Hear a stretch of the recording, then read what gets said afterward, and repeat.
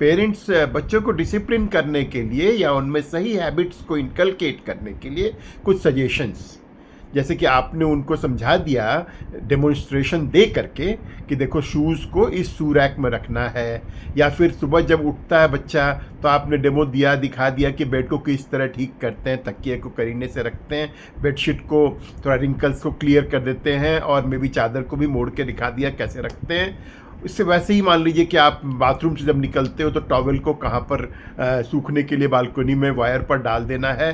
ये छोटी मोटी जो चीज़ें हैं इनको आपने डेमो दे के 2-3 दिन उनको दिखा दिया। अब क्या है, 4th डे से अगर वो ऐसा नहीं कर रहे हैं या इनमें से कोई एक काम नहीं कर रहे हैं तो आप जनरली क्या करते हैं, आप उस चीज़ को जैसे कि उसके शू का कहीं भी रखा हुआ है, उसने आया बाहर से शू को खोल के कहीं भी फेंक दिया, शू रैक के अंदर नहीं रखा, और मम्मी नाश्ता दो करके आपके पास चला गया, मम्मी खाना दो भूख लगी। आप क्या करिए, बस जाइए शूज़ के तरफ फिंगर पॉइंट आउट करिए और बोलिए बेटा शूज़, इसके आगे कुछ मत बोलिए, बस शूज़। और उसको तब तक खाना मत दीजिए जब तक कि वो शू को खुद ही आकर के शू रैक में ना डाले।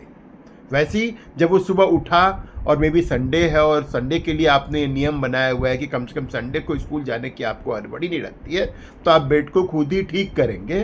तो संडे को वो उठा है और उठते ही वो कुछ और काम में लग गया है, बेड को जैसे तैसे ही रहने दिया है, नॉट इन अरेंज वैरेंज करने का कोई टेंशन नहीं लिया है। तो आप आइए उसके रूम में और बोलिए बेटे ये क्या है, बस इतना दिखा दीजिए, उसके आगे कुछ मत बोलिए। या खुद, ज़्यादातर हम लोग खुद ही करने लग जाते हैं, बेड को ठीक कर दिए और चिल्लाने लगे ये क्या तमाशा है, रोज़ रोज़ मैं बोलती हूँ पर तुम्हें कोई समझ में नहीं आता है, कुछ समझ में नहीं आता है, एक ही मिस्टेक बार बार कैसे भूल जाते हो। जो दुनिया भर की प्रीचिंग्स एंड दुनिया भर की हमारी फ्रस्ट्रेशंस निकलने लगती हैं, बट साथ साथ हमारा हाथ भी चलने लगता है, उस काम को हम स्वयं करने लगते हैं। नो, आप उसको सिर्फ इंडिकेट करिए और मिनिमम वर्ड्स का इस्तेमाल करिए। आपने ऑलरेडी उसको बताया हुआ है कि बेड के साथ करना क्या है। वैसे ही जब नहा के निकला और तौलिया, भींगे तौलिया को बेड पर ही डाल दिया या कहीं भी डाल दिया, आप उसको जाकर के तकिए, तौलिया को, टॉवल को बालकनी में पसारिए मत, उसको सिर्फ दिखाइए बेटा टॉवल, ये वेट टॉवल है ना, बस इतना।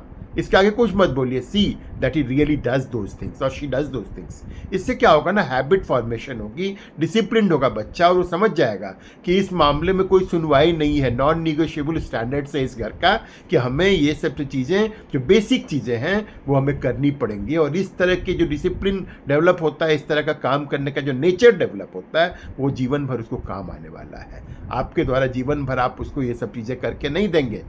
Let him be disciplined, let him be committed, and let him do the things which you are telling him to do. Thank you.